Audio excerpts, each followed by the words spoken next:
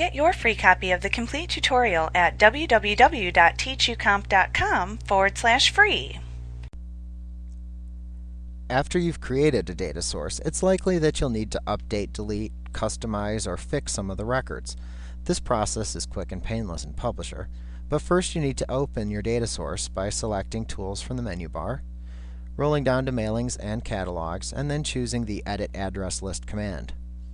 This will open the Open Address List dialog box, where you can then navigate to the folder where you stored your data source, select it by clicking on it, and then click the Open button.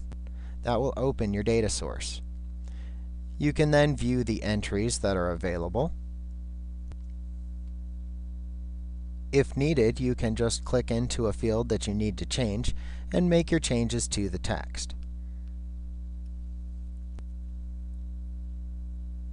If you want to customize the columns that appear in your data source, first sit down and think about what fields you want to include and in which order you would like them to appear before you actually attempt to create them in the data source. That will just save you a little bit of work ahead of time so that you don't have to come back and continue customizing it as you're thinking of things you'd like to add. So once you have a good data source design, just go ahead and click the Customize Columns button in order to open the Customize Address List dialog box.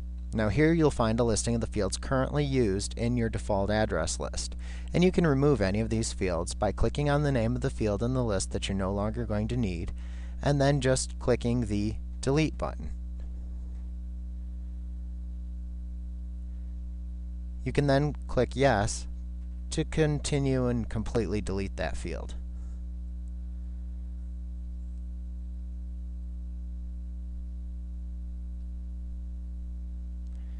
Now if you'd like to add a field, you can click the Add button to open the Add Field dialog box, where you simply enter a name for the new field and then click the OK button. Note that once you've created the fields, if you'd like to change the order in which they appear, you can select a field and click the Move Up or Move Down buttons to change the order in which the fields appear.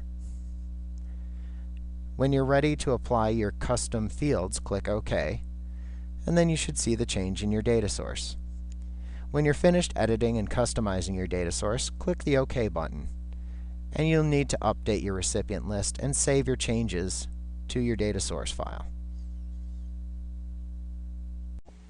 Like what you see? Pick up your free copy of the complete tutorial at www.teachucomp.com/free.